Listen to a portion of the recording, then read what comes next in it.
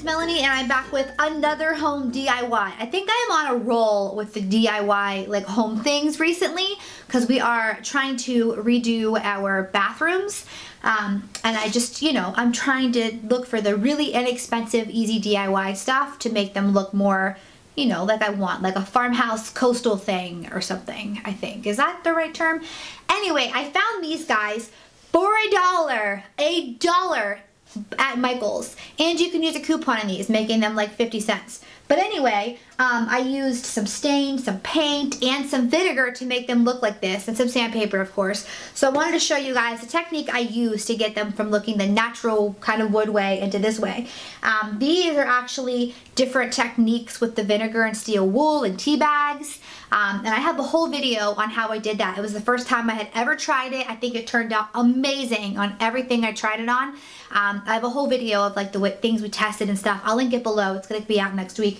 But anyway, I wanted to show you guys how we did these. They're really super simple, really inexpensive, and I think I'm going to use these as picture frames in our bathroom behind the toilet or something. At least I think so. And I'll have a whole bathroom remodel video up within like the next few weeks. But I just want to show you guys how I made these techniques super simple. All right, here's the video. So here is a look at the before. These suckers are only $1 at Michael's, and if you have the 50% off coupon, they're only 50 cents. They're very farmhouse looking. I think they kind of look like shiplap. You can totally whitewash these like shiplap. I love the look of these. So I wanted each of these rectangles to be a different color and a different texture. So I started out with some black stain. You can use any color stain that you want if you want to use stain on one of these. But I started with the black stain because I'm going with like black and gray kind of accents in this bathroom. So yeah, just stain it on with the grain. I have a staining basics video, and I'll link it below if you don't know how to stain, but it's pretty simple. And I did not make them too matchy-matchy. I wanted them to be a little bit different. And if you notice, I have the different colors on like the different tiers on the rectangles. So then the next one I did with white paint. I wanted the white to go with the black, and I wanted the paint because it's like a different texture, and I wanted a bunch of different textures. So a couple things with the paint. Go with the grain on everything, even though you want it to look kind of weathered. You want to go with the grain so it looks kind of more natural. Yeah. You also want to use a paintbrush where the bristles are not going to get like touch the other side, like the other rectangle there, like the black one here. However, if it does a little bit, I think it might totally just kind of go with it because it is the weathered look. But yeah, just slow and steady wins the race, and you don't have to add a lot of paint because if it doesn't cover it completely, it kind of just goes with the weathered look. For the third rectangle, I decided to go with black paint. So I have the black stain and the black paint. The black paint is a little more pigmented, a little bit like a more darker shade. I don't want to say shade, but it's definitely more pigmented.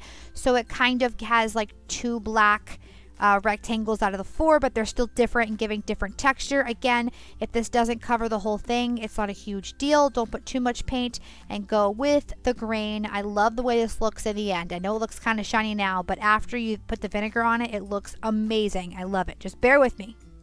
So before you add the vinegar stain, you want to rough it up a little bit because any exposed wood is going to stain with that vinegar stain. So I took some Dollar Tree sandpaper and roughed it up a little bit. You want to go with the grain side to side. Now if you're on the side edge, you can kind of rough it up like up and down a little bit, but you want to kind of stay side to side with the grain and just rough it up a little bit, make it look weathered. So next you want to add your vinegar solution. Your vinegar solution is just apple cider vinegar and steel wool. Make sure your steel wool doesn't have any soap in it or anything. And if you want to add a tea bag, you can, but it will give it a more brown tone instead of a more blue tone. And you let that sit for 24 hours. If you let it sit longer than 24 hours, your color will actually look more like a rust color and not a blue color. So, I mean, unless that's what you're going for. And this, by the way, is what the tea bag looked like after 24 hours. It was kind of insane. I have a whole video on us experimenting with vinegar stain, and I'll link it below if you're interested. So anyway, the next step, I had to double time this so you can actually see it faster because it was like taking forever. So what you do is you take a piece of the steel wool and then you just cover the whole entire thing. And you have to cover the exposed wood, cover the paint, cover the other stain, just cover the whole entire thing. Make sure you move the clip out of the way, of course, but cover it all. If it's painted, if it's stained, if it's exposed wood, the whole entire thing, because then it's going to make it all kind of look like it goes together, like it's all weathered together. I hope that makes sense. Just cover the whole entire thing, including the painted portions like I am right here. Before you let it dry, make sure you do kind of wipe it off a little bit, because if there's any like little puddling in there, it will show up on the finished product. I mean, unless you want it to look like that, because that could look pretty cool too.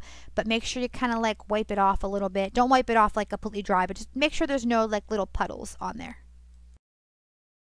I hung these in my bathroom. My 6-year-old is doing the camera work for this clip, so bear with me. It's a little sporadic, but I think he did a really good job because I just handed it to him and asked him to film. And then I just found some snapshots that I wanted to hang up that I had already printed, and then I kind of figured out which ones I was going to hang up. What is he doing? I love this. So here is the after. I love, love, love the way that this looks. I hung these above my toilet in my second bathroom, and I made this little crate to kind of match it, and I have the DIY for that linked below in the description bar if you want to see. I think I might hang something in between too. I don't know. But anyway, that is it. Please stay and subscribe for more DIYs. I have a whole playlist of like home DIY stuff linked below. And yeah, thanks for watching. It means the world to me. Bye, y'all. Love Yinz.